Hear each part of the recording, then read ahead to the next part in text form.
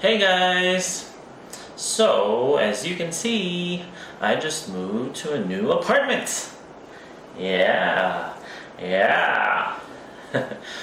So anyway, today's vlog is about a recent procedure that I did, and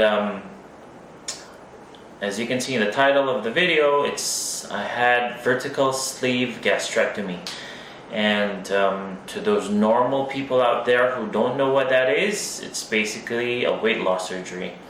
And it's a form of bariatric surgery where they remove, I think, 80 to 90% of your stomach, and they basically remove it through what I had was a keyhole surgery. That means you have just like small incisions on your stomach so that, you know, recovery is faster and it's less I would say it's less dangerous. Yeah, so that's what I did. So this video is basically about the 10 truths about getting this procedure. Now, just to give you a very quick overview, I'm very conscious about the time because I don't have much memory in my camera, but yeah, just to give you a little background, I have been struggling with my weight for the longest time. I think those people who know me know this, and it's something that I've really been battling my whole life. I've been contemplating about the surgery for at least 5 years, and I just said, you know, what the heck, let's just do this. I just turned 36 and I said, you know, if I want to live my life, I want to live it now while I'm still quite young. So yeah, I did it 6 months ago. I did it on April 30th. It's almost 6 months. I'm a few days away from my 6th surgiversary is what they call it. So I have lost around 20 kilograms. That's around 42 pounds. If you compare my journey against other people have lost much more, but I don't want to dwell on it. I don't want to stress about it. I know my journey is different, and I'm very happy already with where I'm at and what I've lost. So yeah, so coming to the video, the 10 truths about the surgery. Now, I did a lot of research before getting the surgery, as I'm sure all of you are also doing the same if you're thinking about it. However, there are things that I felt I knew better about the surgery, and I guess there's also experiences that I went through and I'm still going through that probably some haven't gone through or haven't really discussed it as much on social media, so I'm just putting it out there. 10 truths. So let me start with number 1. Number 1 is pain. It was painful. I'm not gonna kid about it. It was really painful, and some people said it was okay. Some people, I guess, have high tolerance for pain. I also have very high tolerance for pain, but it was painful. It was especially painful on the day of the surgery and probably up until the next day. But after that, it was okay. But I will say that it was painful. In fact, it was so painful that I had to be given morphine. And as you know, morphine is a very strong type of painkiller. So yeah, it was that painful. The pain, I would say, is something like a really, it's not a stabbing pain, but it's just a really constant, deep kind of pain in your belly. And not surprisingly, because of course they did something inside your stomach. So yeah, number 1 is pain. That leads me to my number 2 point or truth, which is morphine. Now, morphine did get rid of the pain. However, it gave me what I researched is called hypnic jerks. So what are hypnic jerks? These are those jerks you get when you're about to fall asleep. Like you suddenly dream that you tripped or you fell off a bridge or something. Yeah, so I got that, and it was so bad that I couldn't sleep. Because every time I was about to fall asleep, I'd get that jerk, and it just kept me awake the whole night. So that was kind of scary, because I thought that something's wrong with my surgery or something's wrong with my nervous system. So, but luckily, I guess it was the effect of morphine. So how how the doctor fixed it was to give me Stilnox, and you know, Stilnox is a very potent sleeping pill or sleeping medication, so thankfully that cured it. Number three is acid reflux. I'm sure a lot of people or a lot of you have heard about this as a common side effect, but I didn't think that it was going to be quite bad. So luckily I don't have it anymore, thank God, and I'm hoping it stays that way. I don't have it anymore, but I had it for I think at least 2 months post-surgery. And what is it basically? It's basically the acid flowing back to your esophagus is what I think it is. So it's quite bad because you feel like you want to throw up, or it has a burning sensation here.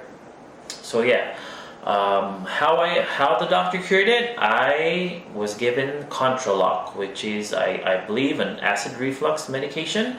I took it for a month and luckily it went away. So I'm crossing my fingers that I don't get it anymore. Yeah, so that's number 3. Let me just check the time. Okay. Number 4 is water intake. I'm struggling with water.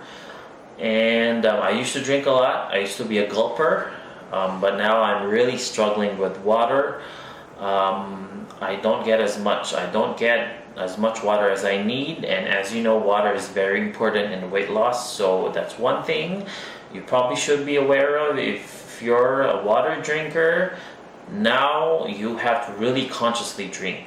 Honestly, I can go without water the whole day if I didn't consciously make that effort to drink. So yeah, that's number 4.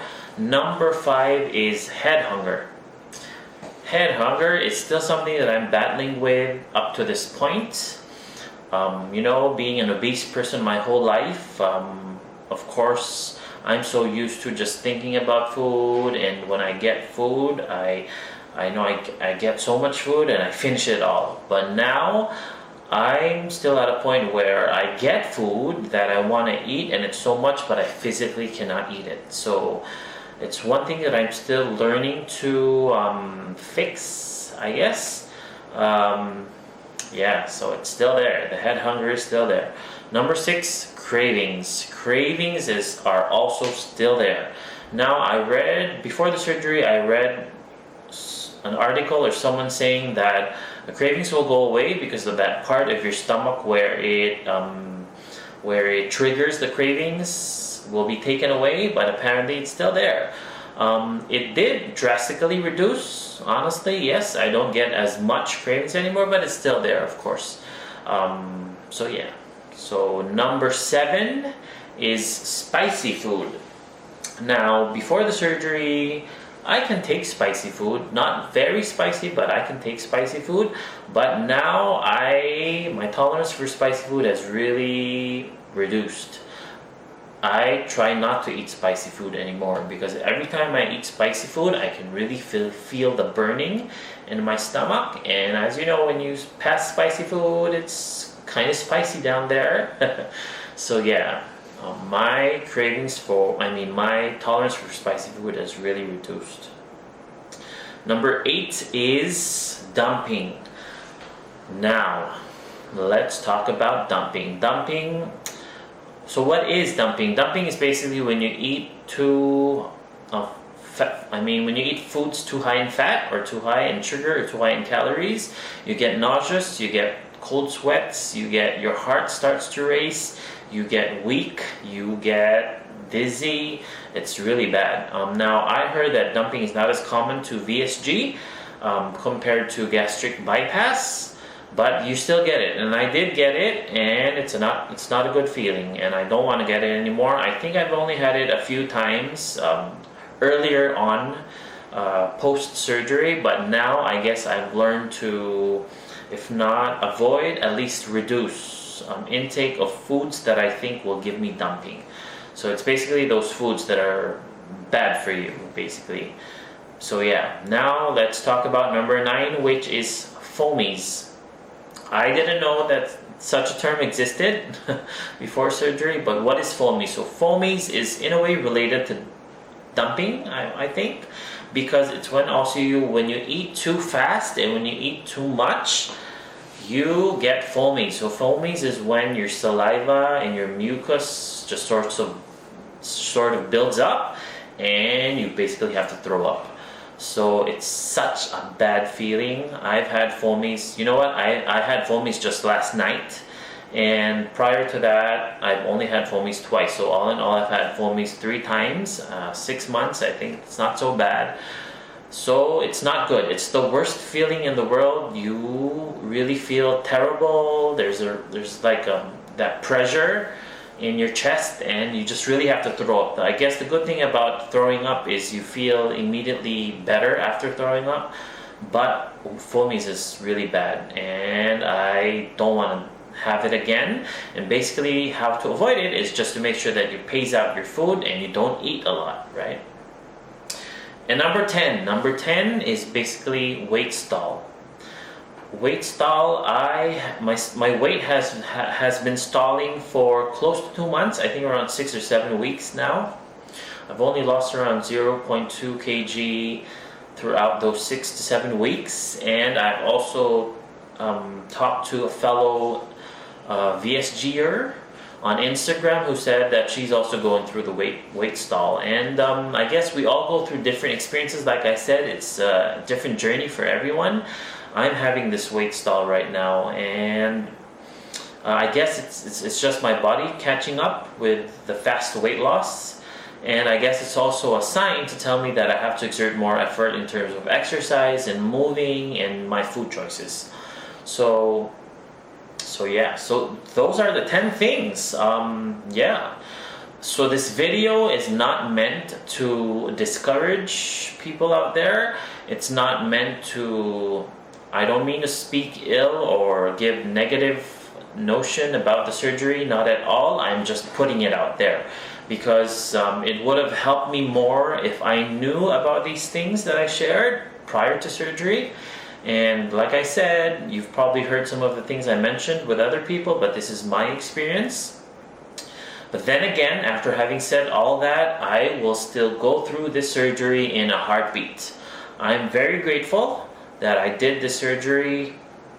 You know, I feel much better. I feel more confident. I think I look better. My clothes fit better.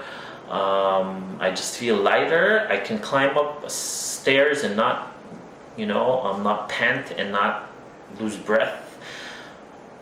I just feel much better, and I will do this again in a heartbeat. I'm very grateful that I've had the resources to do this. I'm self-paid. I did it I'm Filipino, I'm based in Singapore, but I did the procedure in Kuala Lumpur, Malaysia, because it's much cheaper. It's half the price actually.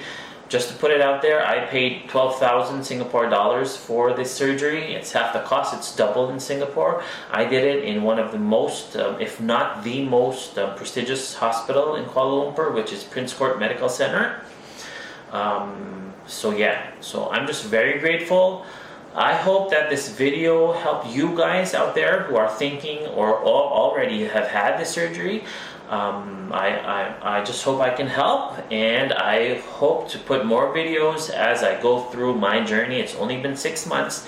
There's still a long way to go for me, and yeah. So thumbs up or subscribe if you like this video. I'll see you guys again. Bye.